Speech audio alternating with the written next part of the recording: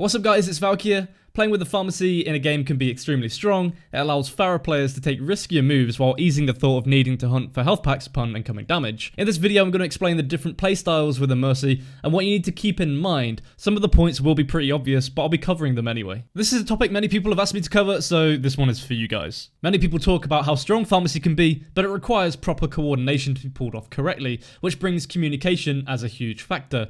I can only really talk about the levels that I'm playing Pharah, which is in the GM region. I feel there are some advantages and disadvantages to Pharmacy, but I can help you make the most out of your gameplay.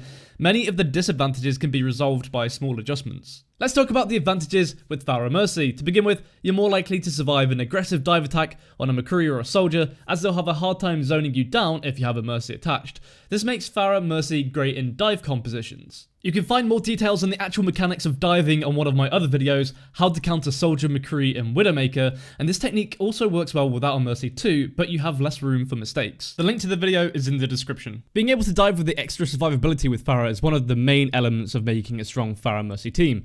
It's known down in lower SR that this can cause problems, probably due to aiming and lack of team coordination to deal with the problem. However, in the games I play, good players can still deal with the Pharmacy and get wiped even on dives, so you need to make sure you plan your attacks properly. And by planning attacks, I'm talking heroes which can go down in just a matter of seconds with not much interference, but also being aware of what can easily take you down in the surrounding area. One big problem being Roadhog, D.Va that's just using defense matrix, or being exposed at long range to Widowmakers. I also highly recommend dive comp for Pharah Mercy because the other members of your team can finish off the low targets that might sneak away.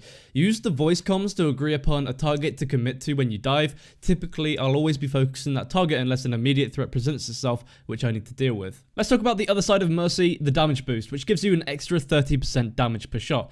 The extra damage can go a long way, giving you 156 damage per rocket, which is enough to one-shot a Tracer. To help the team, the damage should also be used to melt down enemy shields, since if you don't have a dive comp and you're on the back line, your team might be struggling to get past Reinhardt's defenses. It's important that the extra damage is put where it's needed and for what is best for the team, and not just solo flank missions with the Mercy.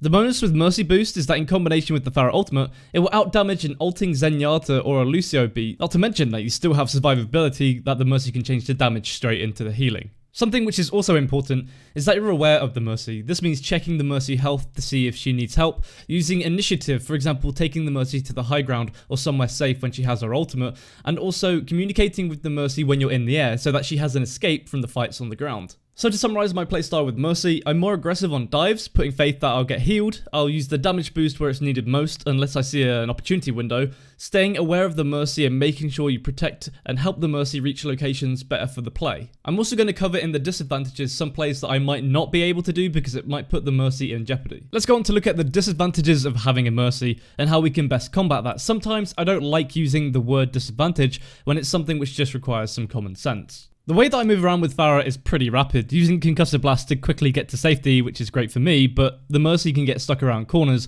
and also moves slower. I used to typically not play with the Mercy, since I always got worried that I'd just leave her for dead while escaping. To combat this, having a coordinated push with the team means that there'll be more people to help at a location, giving the Mercy enough time to get to safety. Keep in mind when taking certain routes if the Mercy will be able to keep up. When you have a pocket healer, you need to be effective. If you're taking the Mercy away, it means there's only one ground healer for the rest of your team, and that means that you need to make sure you're putting the damage in where it's needed, otherwise you're going to lose team fights. This is also a reminder that the Mercy might not be with you all the time, and res is also gained faster from healing tanks. Bad communication can lead to unnecessary deaths. It's only a disadvantage if you do it. So make sure that you communicate well with your healer. For example, if the Mercy is falling off the edge, this can easily be resolved if the Mercy just says, "Hey, I'm falling off the edge, can you come and pick me up?" Or assuming that when I'm going to dive a target that the Mercy is going to be with me, because I might put myself in a situation that I can only get out of with a Mercy. Talk to the Mercy and see what way they play, because everybody has a different playstyle. While you're pretty safe with the heals, you can't assume that you're invincible